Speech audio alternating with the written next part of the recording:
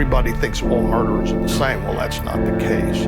Oh, this guy was a sexually sadistic serial killer. He was a natural predator. He was on the hunt all the time. McDuff became known as the broomstick killer. He's snatching, taking, abducting, grabbing women all over Texas. This was evil beyond anything any of us could comprehend. McDuff's the convicted murderer who in 1966 was sentenced to die in the Texas electric chair.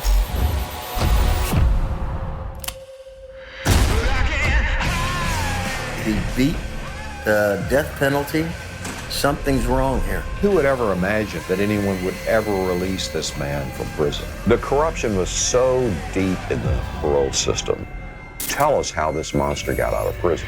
My evil way.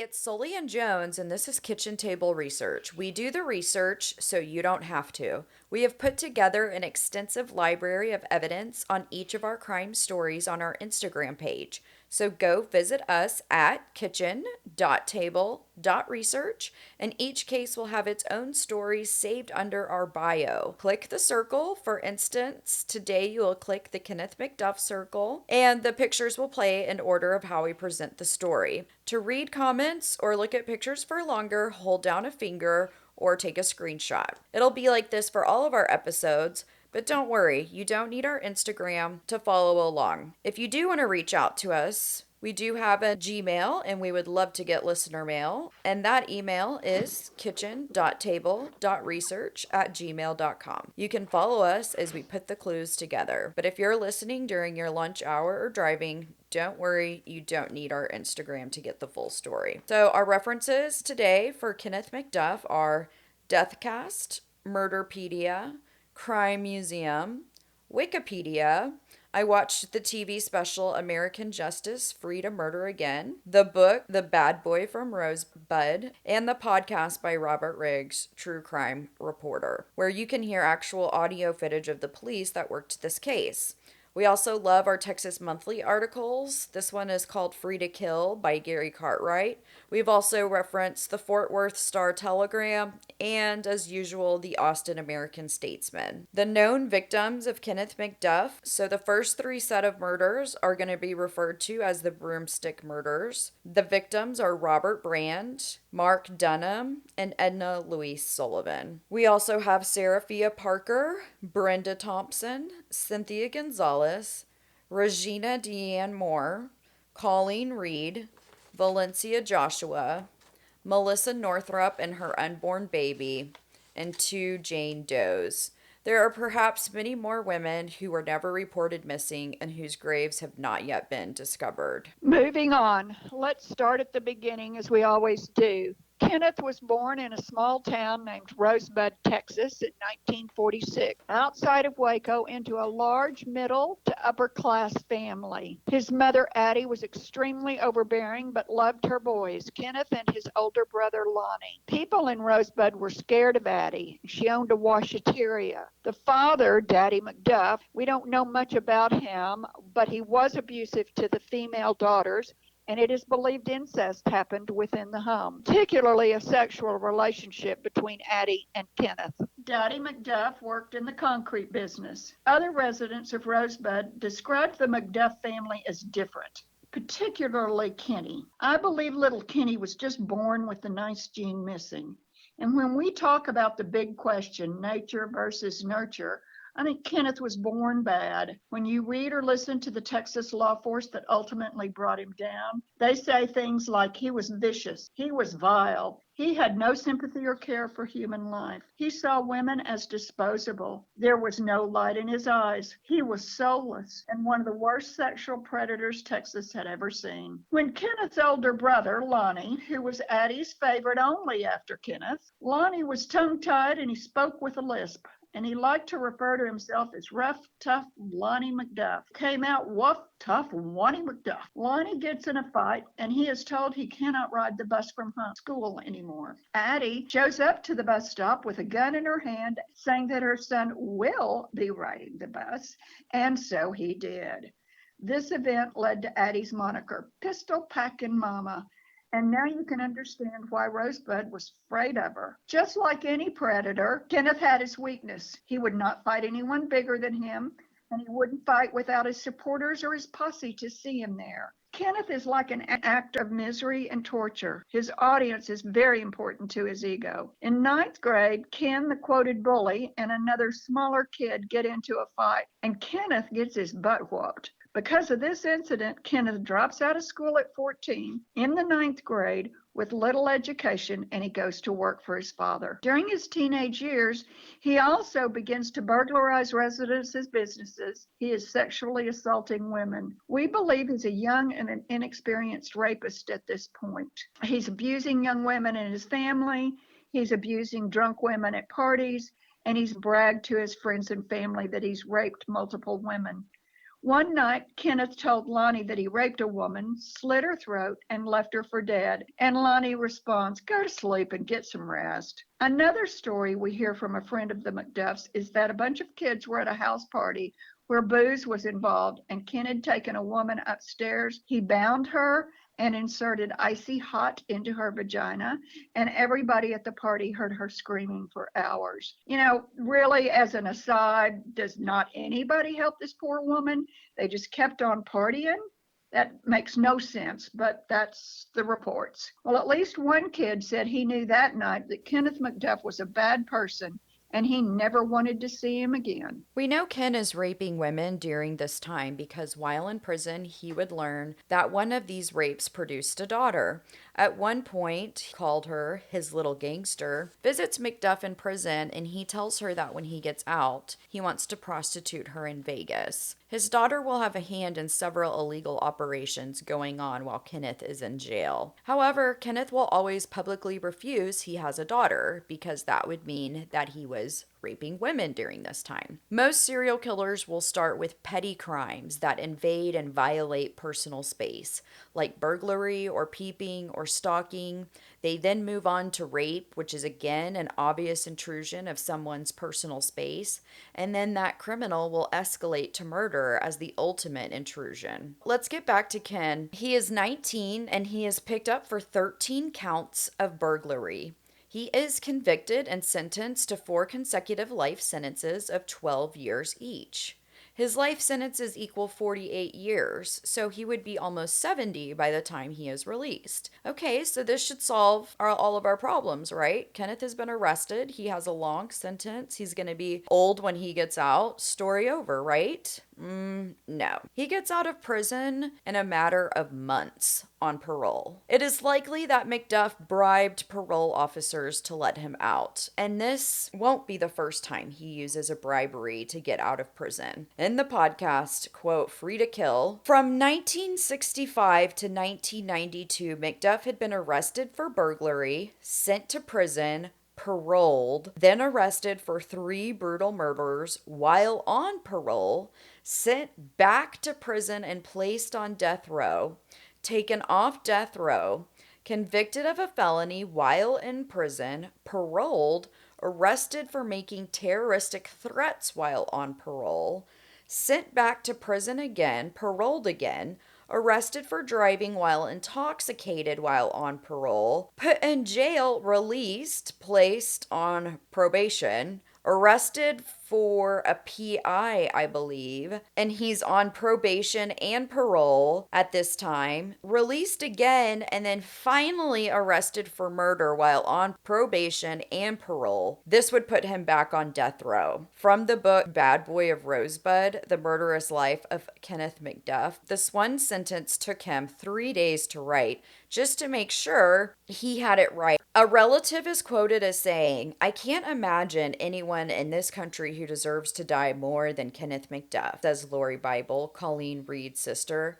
"I can't imagine our courts will step in and try to stop this, But then I never could have imagined someone would vote to free this monster from prison. So this is the sister of Colleen Reed speaking. She would be one of his final victims that is he put on death row for the murder of Colleen or for the murder of Melissa? He's already on death row when they convict him of Colleen, but they really want to find Colleen before he is lethally injected. So he goes to trial first for Melissa. He's put on death row, but just to convict him again, they follow through with Colleen Reed's trial. That's the way I understand it. Okay, perfect. I'm going to go ahead and go on. It would be the sister of Colleen Reed speaking, and of course we will get into her murder. This is a guy who, quote unquote, has no soul, says Dallas psychologist Fred Labowitz, who told a reporter during his trial for Melissa Northrup. He said, "There is little in the history of criminal science or the study of the criminal mind to account for McDuff's sadistic conduct." Let's get into his first set of convicted murders that puts him on death row.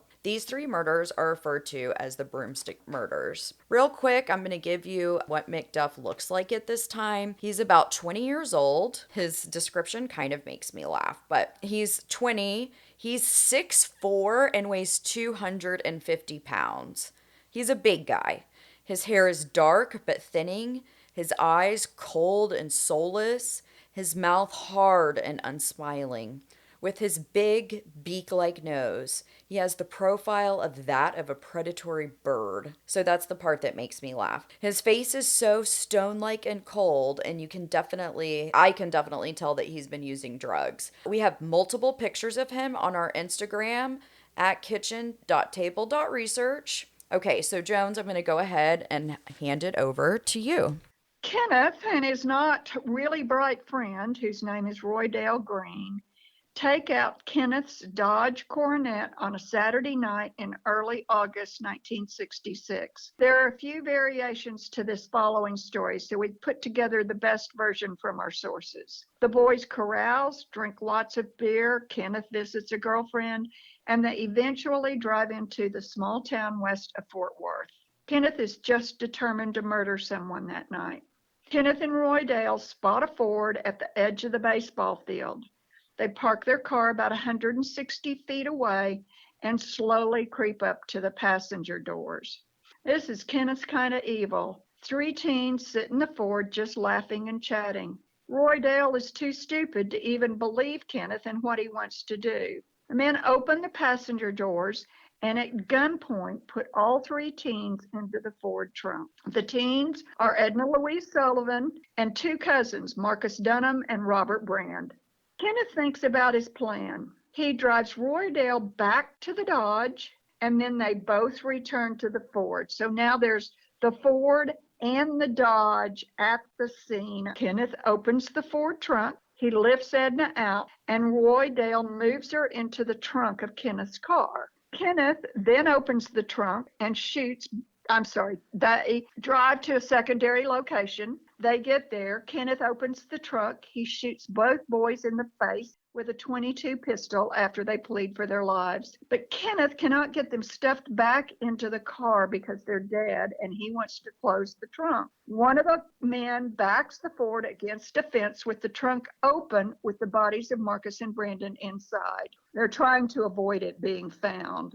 Kenneth gets back into his own car, and he and Roy Dale drive to another location, still having Edna in their trunk. So they bring Edna out of the trunk into the back seat. She is raped by Kenneth, then Roy Dale, who says he has problems performing the rape. It's also extensively talked about whether Roy Dale was more of a victim in this crime. He was young and he was being instructed at gunpoint. He also confesses and serves several years in prison. Edna is violated by Kenneth with a cut-off broomstick handle that was found in the car, and then raped again by Kenneth. Kenneth wants Roy Dale to shoot her with a .38. Roy Dale can't shoot her because he's just a trembling mess. So Kenneth removes her from the back seat, pulls her into the middle of the road, puts the broomstick across her neck, steps on both sides, ultimately breaking her bones and strangling her. After he's raped, tortured, and killed Edna, The two men drive around until they find tall grasses and they dump her into the tall grasses. The two boys are found in the open trunk by a fisherman the next day. And the boy's father has been out all night looking for the cousins. Edna's family doesn't even know she's missing because she is supposedly at a sleepover. And Edna's friend had just figured she'd gone home. Edna's family doesn't even know she is missing because she is supposedly at a sleepover. And Edna's friend just figured she'd gone on home. The murders weigh on Roydale Green, and after talking with his parents, he confesses to the murders that Sunday, and a manhunt begins for Edna.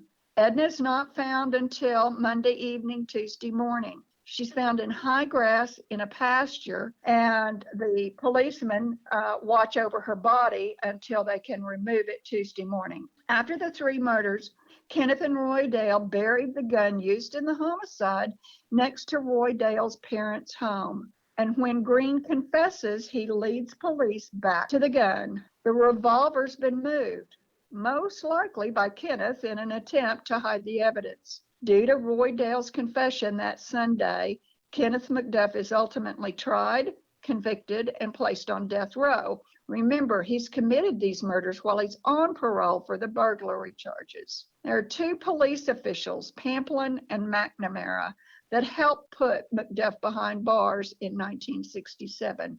And they're going to be quoted throughout this episode. These two law enforcement agents and their subsequent sons, who grew up to be lawmen themselves, have a lifelong cat and mouse dance with Kenneth and his obsession for murder. This guy goes beyond the study of human behavior, a psychologist who interviewed McDuff said, predicting that McDuff, even on his deathbed, would not surrender all his ugly secrets. His incredible lust for evil appeared spontaneously and full-blown. And that is, again, a quote from Fred Leibowitz, who's the psychologist who testifies at one of McDuff's trials. So let's take a journey into the Texas legal system at this time. And listeners, don't worry, this is not going to be boring. What I'm about to tell you comes mostly from Robert Riggs, who interviews the author of the book Bad Boy from Rosebud in his podcast Free to Kill. And I highly recommend, if this story interests you, I highly recommend that you go listen to his podcast because he's an excellent investigative journalist and we might follow some of his cases in the future. The Republican Party had raised taxes to build prisons, and they could not build cells fast enough to house Texas inmates. State officials tried to buy time and space by increasing good time credits, releasing more inmates on parole, and paroling tens of thousands of inmates before they even reached prison. At the system's worst, inmates served a whopping 22 days for each year of their sentence. Parole board approval rates skyrocketed to 80% for eligible prisoners. Of those released early, many committed more crimes and re-entered the system. Jones, what's the word for when you recommit a crime? Because we've studied it some. Recidivism. And that also means that when they get out, they do, in fact, go on to commit crimes. Right. Okay. This, in turn, pushed other inmates out early who then committed more crimes. The process was repeated in a sickeningly futile cycle. And when I was studying this case, I couldn't really figure out how Kenneth was getting out of prison. Was it the bribery? Was it Addie, his mom? Was it his daughter, who seems to kind of be in on the illegal activity of this family? Well, it turns out that Kenneth is not the only terrifying individual to walk through the quote-unquote revolving door of the justice system. And how do these things happen? Well, you have to follow the money. A man by the name of Granberry, who leads that parole board, is subsequently convicted of criminal acts for accepting bribes to let violent criminals out. If you could pay, you didn't have to stay. And actually, this story is so wide, and there are so many parole members that are kind of in this group of people that are accepting bribes. It goes past Waco and Austin. I read a story about a man in Lubbock that was, in fact, committing the same type of crimes. So, no, McDuff hadn't fallen through the cracks in the system. He had slithered through cleverly, insidiously, like a rodent in the shadows. While Kenneth is in prison on death row, a Supreme Court case by the name of Furman versus Georgia, 1972, is heard in the Justice's chamber. Furman, a black prisoner in Georgia, brings a suit claiming because of his race, he is being unfairly treated according to Article 8 of the Constitution, stating that the death penalty at the time, which was the electric chair, was cruel and unusual punishment. Even the number of black prisoners receiving execution is slanted toward black men in prison, and we know this. Usually, the Supreme Court publishes a majority decision. They were so riled up over the inequality that each justice wrote their own decision. The justices voted 5-4 to abolish the death penalty from a national perspective. Instead, each state was to institute its own guidelines and find a more humane and equitable method of executing prisoners. In the aftermath of states scrambling how to uphold this new ruling, one of the ideas is to release prisoners back into society, thereby relieving each state of the burden of housing and keeping prisoners. Furman versus Georgia is a landmark case, and thousands of prisoners are taken off death row and their sentences are commuted to life in prison. One of the examples of this would be Charles Manson. He was on death row, then they took death row away, and California has now become a state that doesn't really, well, they do not carry out executions. So he did serve life in prison and fortunately died there. Over the course of the next several years, lethal injection as the choice for executions is found illegally not to be cruel or unusual for prisoners on death row in the state of Texas. All death row inmate sentences were commuted to life sentences. And a life sentence means you get a chance for parole. Do you see where I'm going? It's just all bad news from here. The warden says that McDuff is a model prisoner, but while in prison for the broomstick murders, he is known to have vandalized state property, smuggled drugs, possibly through his daughter. He's chosen not to be a part of any improvement programs, although he does receive his GED in prison. McDuff goes up for parole several times, but in 1989, due to bribery, yes, the money, he is let out of prison and he is released to Waco for parole and begins working in the concrete business. It is now known one of the parole members accepted a $25,000 bribe, which was another felony committed by McDuff while in prison, either funded by Addie or Kenneth's daughter, we believe. I mean, this whole family acts as if they are not responsible and can do no wrong. I feel like I'm watching a scene out of House of a Thousand Corpses or something. I mean, Kenneth's off in jail or out of jail, raping, killing. Brother Lonnie is shot because he's sleeping with somebody's wife. I mean, his daughter is obviously connected to drugs and is probably prostituting herself and helping Kenneth out in prison. So the whole family is in on all of it and manipulating the prison system. In my mind, they are putting a price on these women's lives. So Kenneth goes on to kill 10, which we believe is several more victims than that, and he is paroled in 1989. So that makes a life worth about $2,500 to the Parole Board of Texas. That makes me feel disgusted. According to Texas Monthly, Sheriff Pamplin again shared his opinion on the day McDuff was released. I don't know if it'll be next week or next month or next year, he told fellow officers, but one of these days, dead girls are going to start turning up, and when that happens, the man you need to look for is Kenneth McDuff. It would be mere days before women started dying once Kenneth was released on parole in 1989. So he's out of prison. He buys a horrendous tan Thunderbird, which will eventually be his undoing. It's pretty obvious that Addie bought the Thunderbird for him. The fact that he can't follow street signs gets him into big time trouble, but we're going to talk about that later. He is driving up and down the I-35 corridor. The I-35 corridor connects Dallas, Waco, Temple, Belton, Austin, San Antonio, and eventually ends at the Mexico border. And he's committing petty crimes up and down the I-35 corridor.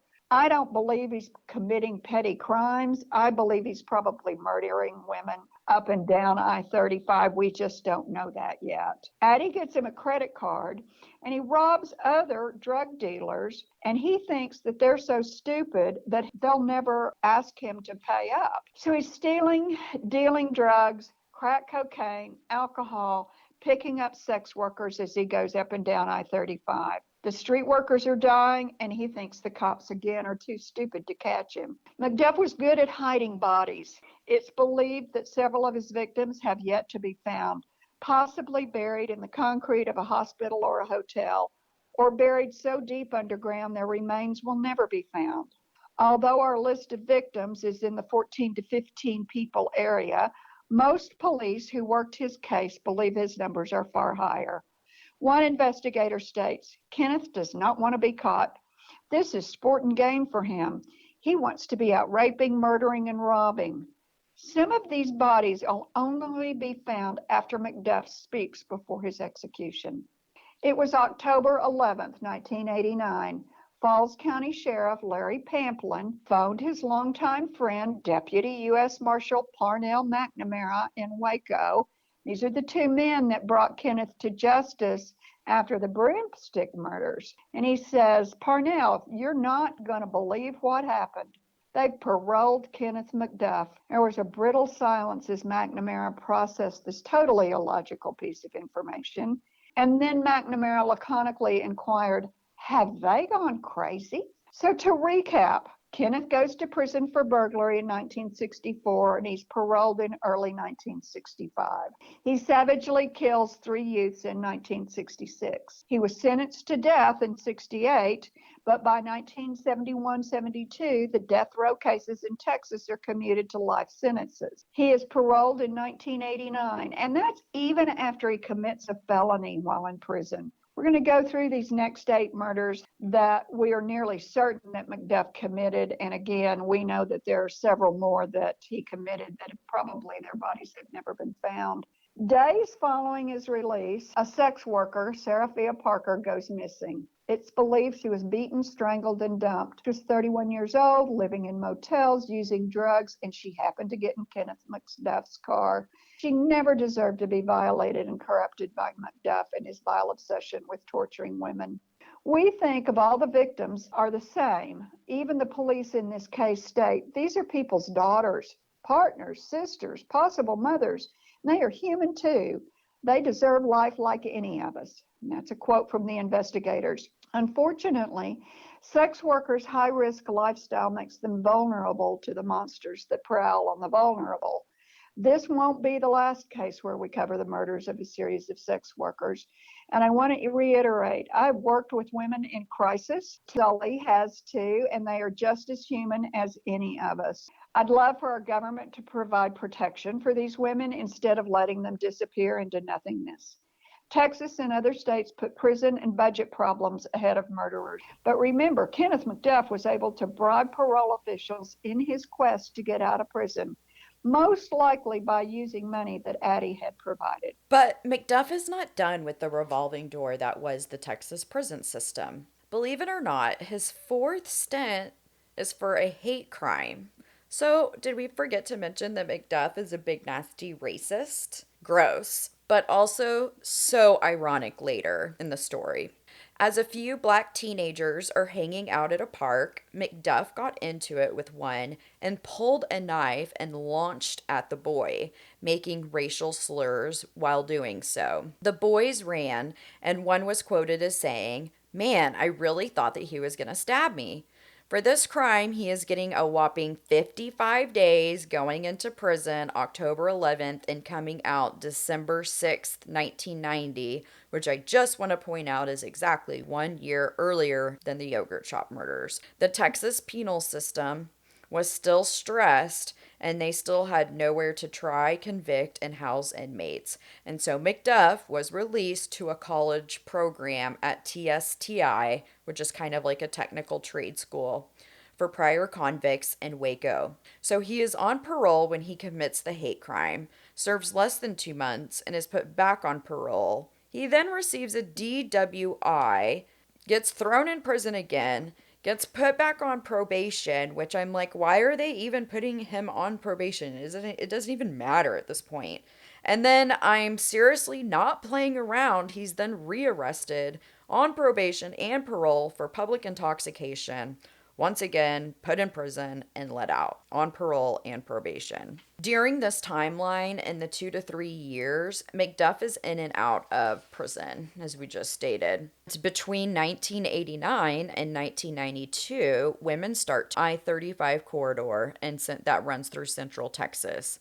Some of the police that put Kenneth in prison after the broomstick murders all those years ago find out that McDuff is manipulating the penal system, and there is an underground posse that is formed of Texas Rangers, including Pamplin and McNamara, and their duty is to permanently put him back in prison.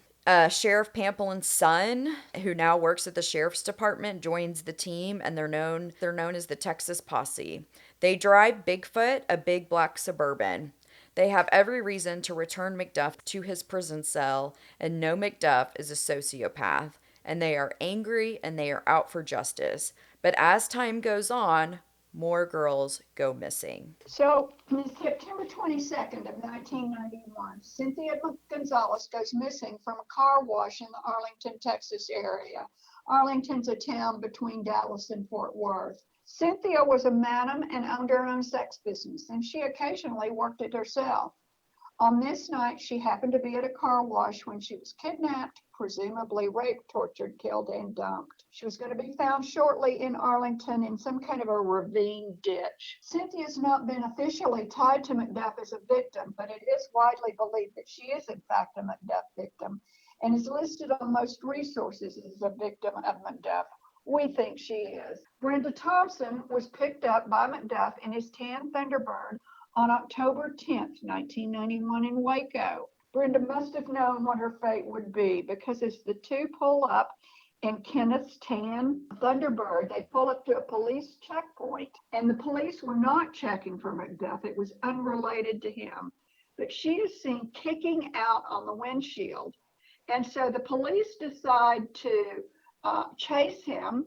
McDuff pulls through the checkpoint. He nearly runs over 3 police officers. The chase ensues, but ends at the county line. They finally lose him or quit the search for him. McDuff pulls off into the brush. He tortures, rapes, and kills Brenda. It takes 7 years to find her body. 5 days later, October 15th, 1991, Regina Moore was witnessed having an altercation with McDuff in a parking lot of a seedy motel. Regina's body is finally discovered, and she was discovered with her arms still bound outside of Waco 7 years later, just like Brenda Thomas. McDuff eventually draws a map so that these 2 women are found and can be put to rest. He kills them 5 days apart. Gina was the daughter of Franklin Delano Moore and Barbara Ann Harris. She is forever missed by her family and friends, and may she rest in eternal peace. You can go to her memorial site and donate flowers for her grave. Several people have put flowers on her grave this year. If you go and enter her name in the Find a Grave site, you'll find how to do that. Valencia Johnson is believed to have been killed before Colleen Reed. Colleen Reed is his next victim, but let's talk about Valencia for a minute. She's a sex worker that was last seen looking for McDuff in a motel. Her body would be found decomposing behind the technical school in Waco. Several other sex workers have been found in this area, some thought to be McDuff's victims, including 2 known Jane Does, and who knows how many more. The investigators say there are so many women missing that there are multiple women who have never been found. So by now, word's getting out across Texas that lawmen are not catching this guy. We know that the police department at the time was underfunded, so other larger cities such as Dallas and Austin are sending in forces. You have to have the Texas posse that's chasing McDuff down in their big black Suburban. So there's a statewide manhunt going on, and McDuff continues to kill right under their noses. This next crime is pretty horrific. Not that the others haven't been, but we do know a little bit more about what happened to this young woman. So this next crime that happens about 3 weeks After the Yogurt Street Shop murders, it happens on New Year's weekend in 1991, less than 20 miles away in Austin, Texas. Colleen Reed, and she was an accountant at the Lower Colorado River Authority, was at a self-serve car wash when a tan Thunderbird pulls into the stall next to her. McDuff and his accomplice, Alva Hank Worley, and again, Alva Hank's not the brightest bunny in the world, had driven from Waco to Austin that night. They were going to do drugs and party. McDuff walks over to her stall. He picks her up by the throat.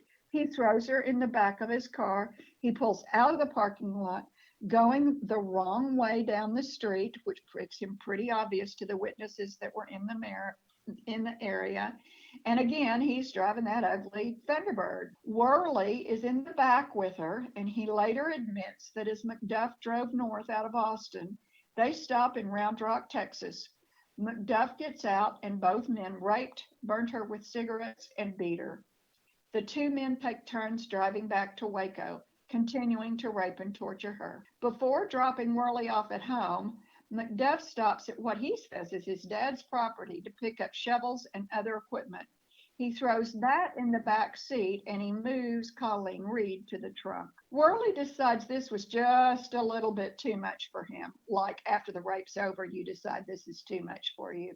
So McDuff goes to drop off Worley at his home.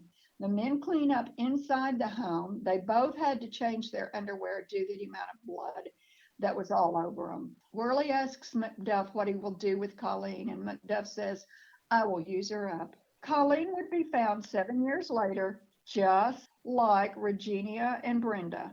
These three women would be found by maps, and we're going to explain later how and why McDuff gives out this information. So I'm going to go over the last known murder of McDuff, which is Melissa Northrup.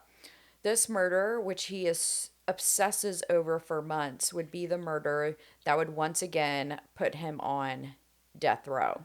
McDuff had worked under Melissa's husband at a Quick Trip gas station. While working there, he becomes fascinated with Melissa, who is pregnant with her third child. Kenneth would quit his job, but drive by and brag to his friends that one day he was going to get that girl. So one night, late, Kenneth is by himself. He pulls up at the Quick Trip and kidnaps a pregnant Melissa. He leaves his Thunderbird in the parking lot behind an 18-wheeler. So he hides his vehicle and he takes her vehicle. And as usual, he takes her to a secondary location where he rapes, tortures, binds, and kills her. He weighs her body down in a gravel pit outside Dallas, and her body was found 51 days later.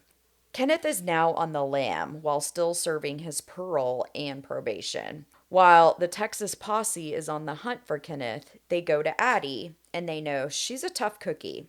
Addie's not going to break. And it's stated that some of the police officers were so scared to go over to the McDuff's property to question Addie because she's so hardened and nasty. So one of the techniques that they come up with, which I think this is hilarious and brilliant, they shine bright lights in her window every night at midnight to try and break her. The thought was if she couldn't sleep, maybe she would break. But Addie will never say a word to anyone about what she knows or doesn't know about Kenneth. In fact, after McDuff is on the lam for Melissa Northrup, Addie files a missing persons report on him. For what reason, we can't really think of, but we think that Addie is trying to say that Kenneth McDuff is dead, and so that way they will just quit looking for him. I'm not quite sure what her thinking was there, but at any rate, she files a missing persons report on him. So let's take a minute and talk about Alva Hank Worley, the accomplice to the Colleen Reed rape and subsequent murder. Police think they can get to McDuff through Worley. Worley is living in a flea bag motel. He drinks a 30-pack a day and brings a 12-pack wherever he goes. Sadly, his 14-year-old daughter is living with him. The posse, who drives around in the big, tired SUV, Bigfoot, says that you needed those tires just to drive through the parking lots of these dumps. But Worley won't talk either. So the posse uses the same technique they used on Addie, and they light up his hotel room every night at midnight. And this time, it works. Worley talks. And between McDuff's Thunderbird, which I looked up a Thunderbird because I thought they were supposed to be cool cars, and his Thunderbird is the ugliest thing I've ever seen. It's worse than a mom driving kids around in a minivan. So, Worley talks, and between McDuff's Thunderbird being at both primary crime scenes and the confession of Worley, McDuff is wanted on murder charges. But where is he? Where is he gone? And America's Most Wanted goes out for McDuff, and a current employee at a trash company in Kansas City, Missouri, notices this man looks a lot like so-and-so, who just started working with him. Investigators pull McDuff over while driving his garbage truck and take him in for questioning and discover that he is in fact Kenneth. They take him into the jail and ask him where he was on Christmas Day, and McDuff says he can't remember, and they're like, bullshit, Ken. An unnamed accomplice comes forward and shares information with police that McDuff was out looking for little girls. McDuff had seen 2 girls at an ice cream shop, again, yogurt shop murders, and 2 at a skating rink in the neighborhood. As far as we know, he does not kill any women in Missouri. The 2 girls at the ice cream shop gives me chills because it's so close to what happened at, in Austin. And it's like he gets a location and knows that he can do it. And so he then reselects the location. Police end up extraditing him to Texas, and McDuff is put back on death row after the conviction of homicide in the first degree in the case of Melissa Northrup. McDuff would be convicted on Worley's confession and trace evidence. One of the trace evidence experts, Charles Lynch, will also help secure Kenneth's fate by matching hair samples. He states in trial that both samples had, quote, negroid characteristics, quote, I hadn't seen that degree of clump pigmentation in a Caucasian sample before. This infuriates McDuff, who, as we had stated earlier, is an extreme racist. The hair matched was found in Melissa's jacket in her car. So, again, I told you this is a little ironic. It's also ironic that this Lynch character is going to show up in another story that we do. So, remember him because we'll come back to him. The posse that was formed of the sons who originally arrested McDuff had succeeded in getting him in prison for good. Sheriff Pamplin's son, who is also a cop, appeared at the trial for Melissa Northrup and said, Kenneth McDuff is absolutely the most vicious and savage individual I know, he told reporters. He has absolutely no conscience, and I think he just enjoys killing.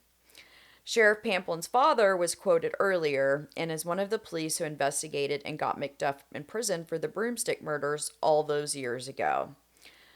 So much life lost. If they would have just kept him in prison for his burglary charges, I believe most of these murders would not have happened. After the trial and death row sentence, a group of police investigators and lawyers walk into a nice steakhouse and get a standing ovation for their work in catching Kenneth.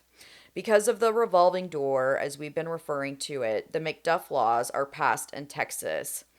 I'm going to let Jones tell you about the McDuff laws, but actually Jones told me a very interesting story about this case that we didn't write in, and I want to tell it. So somebody, as these lawyers and investigators walk into this steakhouse in, I believe it's Waco, a woman comes up to them and she says, "Thank you so much for catching Kenneth McDuff.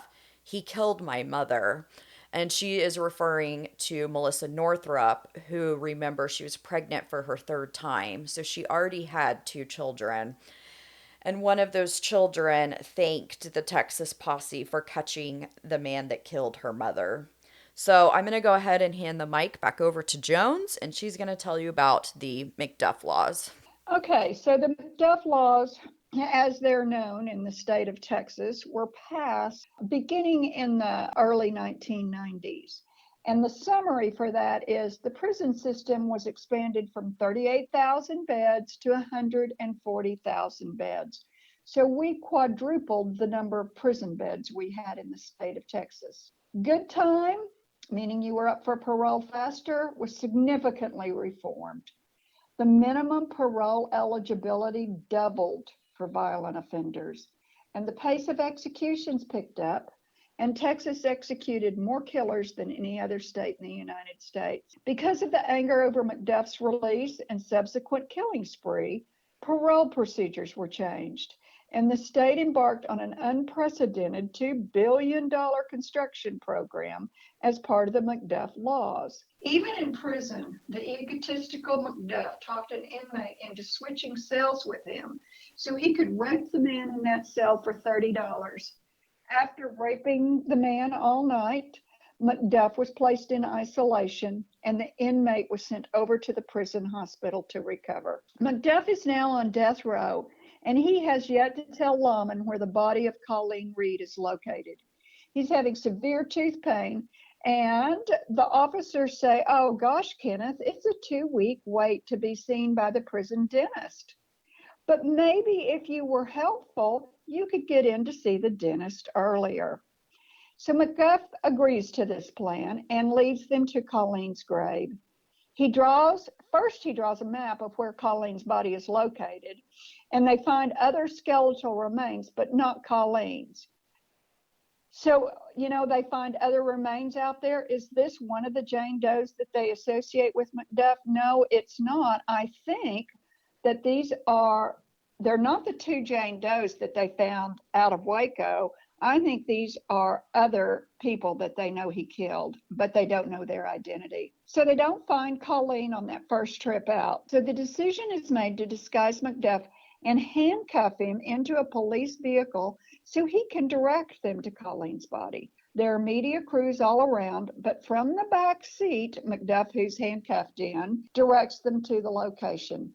He's immediately taken back to prison after they found her skull, and then they use road moving equipment to find the rest of her skeletal remains. She was not transported back to Austin in the trunk, but she was gently placed in the police officer's back seat. Officers said that she had such a horrible ending to her life in the trunk of her own car that she deserved their respect. Kenneth also reveals where the bodies of Brenda and Regina are in exchange for lesser punishments if they'll help him with his cousin's meth sentence. So he's still trying to manipulate everything. McDuff also tries to get his daughter to smuggle in heroin because he wants to kill himself before the state can do it by lethal injection. Days before his execution, he does confess to the Yogurt Street killings to see if he can get an extension, and it's denied. The later, that one YSTR DNA strain that we talked about is not a match to McDuff. We talked a bit about the 3-man theory. We'll talk about it again here in a little bit. You're inclined to say if there's a reason, Kenneth McDuff is the reason for capital punishment. He's the poster child for capital punishment in Texas. As officers bring McDuff to the cell while he awaits the death chamber, he asks for a cigarette, and none of the officers smoke, so they say no. McDuff pulls a cigarette and a lighter out of the wall clock after he had been cavity searched before going into the room. Unbelievable. He was sneaky, egotistical, narcissistic, and in 1998, none of that mattered as he drifts into death with a needle in his arm. As Addie, the families of victims, and officers like Pamplin look on, they even denied him a last meal. They say they denied him a last meal. What he wanted was a big steak, and they said, "That's not on the menu, Kenneth." And so he said, "Then I'm not going to eat." He didn't. The relative of one of his victims is quoted as saying, "I want you all to know I am very glad," said Brenda Solomon, who watched McDuff die at execution. She said he looked like the devil. I think he was the devil. We have a few minutes left, and we're going to go over some questions while going through this case. So I touched on this earlier. He has an MO of abducting women from the same places: the car washes, the ice cream shop. If we talk about the 3-man theory and the yogurt shop murders, they only have one strand out of at least 2 people, if not 3 people. So do you think that he was at the yogurt shop murders, or do you think he was there? Do you think he participated? Do you think he knew who did it? What are your thoughts on that? I am, well, first of all, let me say, I don't know. But second of all, I think it's entirely possible that there's a connection to Kenneth McDuff and the yogurt shop killings. The crimes all happen in late 1991. Brenda, Regina, Valencia Joshua, the yogurt shop murders, then Colleen Reed's murders, 2 months later, Melissa Northrup's murders. They're all in and around the city of Austin. So do I think Kenneth had something to do with it? The more I think about it, the more I think that maybe he did. It's a 30-year-old case, and they still have no convictions and no suspects.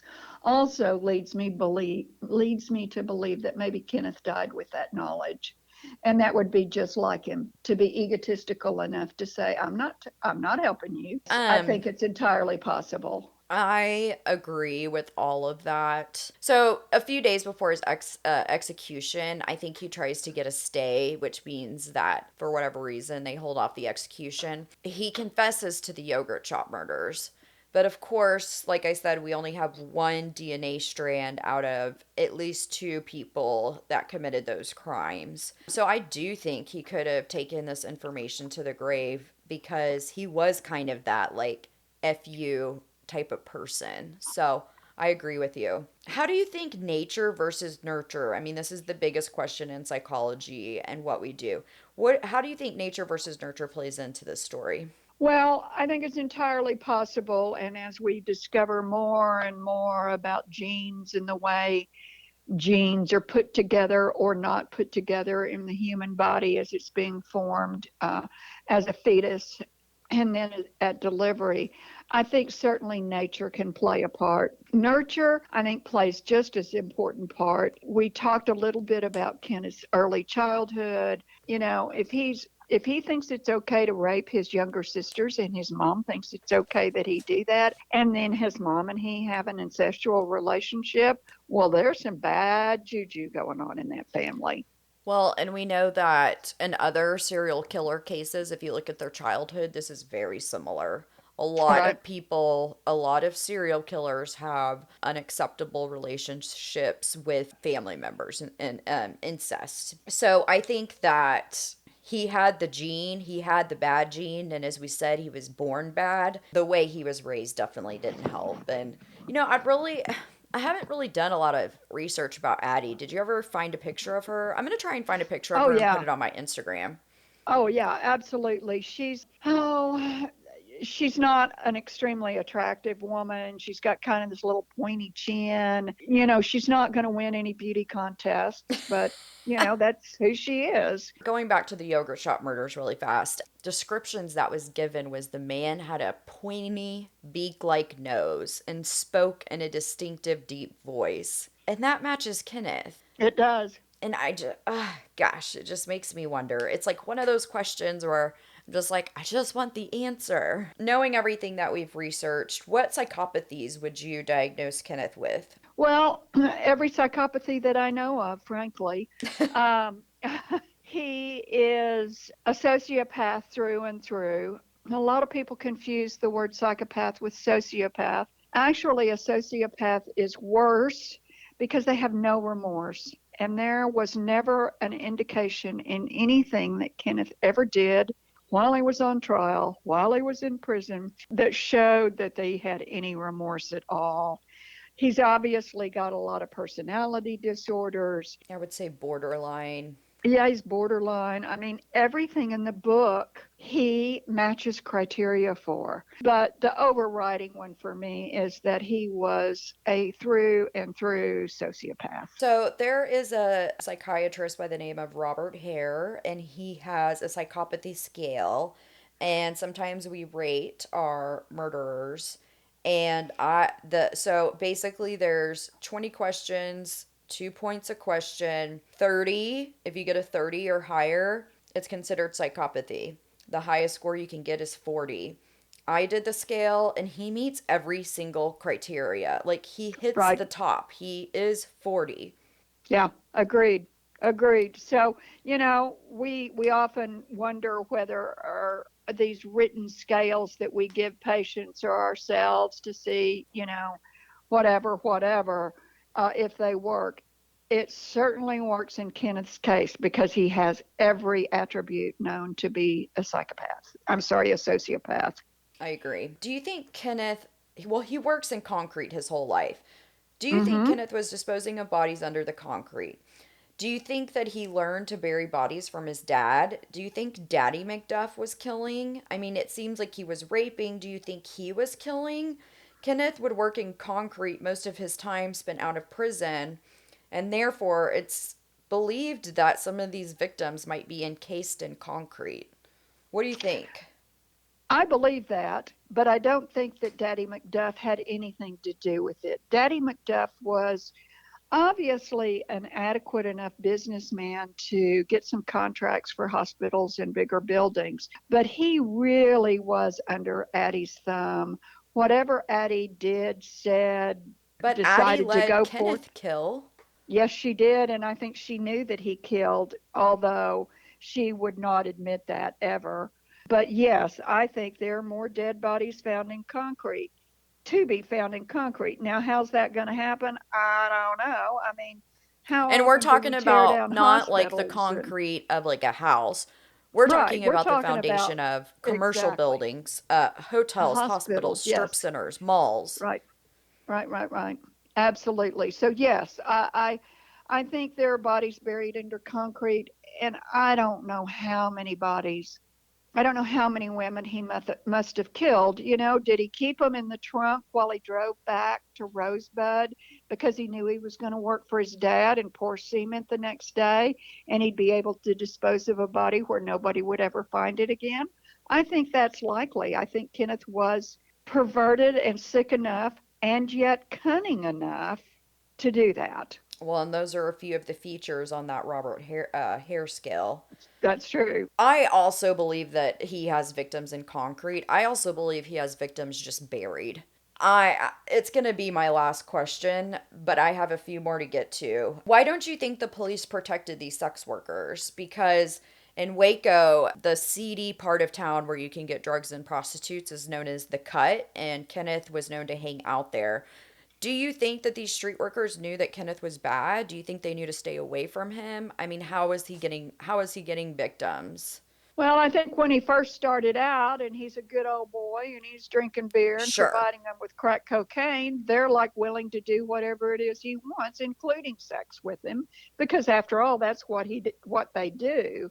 However, there are some indications that as the women that prostituted in the Cut went missing, several of the prostitutes said, "This guy right here, this Kenneth McDuff in this tan Thunderbird, he's bad. Don't get in the car with him or you won't come back." So, Yeah. yes, I think they started protecting their own.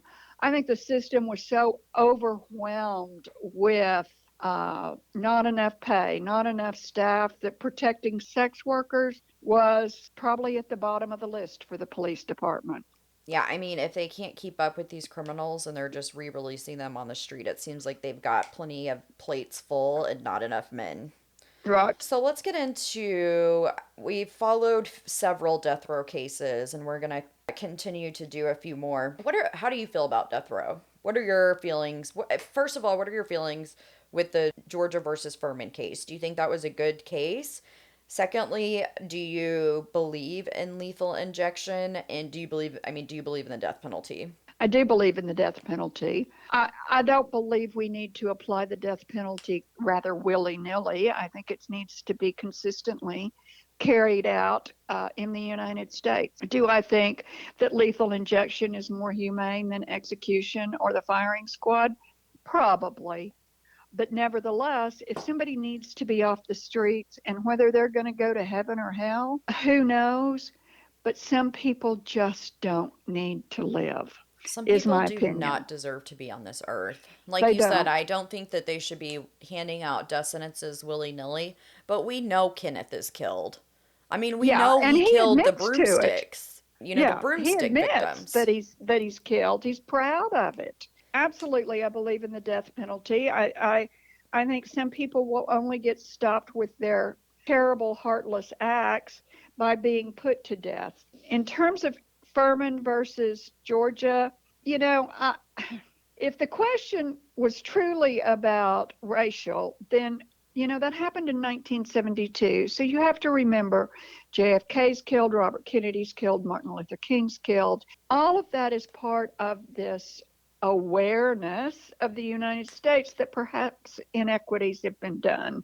And so I think when it got to the Supreme Court with a black man questioning his execution, it just fits in with the tumultuous times of the 60s. What I have to say about it is I do think that Furman versus Georgia is a landmark case because, as you were saying, if they're killing particularly black men in prison, then something's wrong with that and the system does need to be fixed. So I agree with the ruling.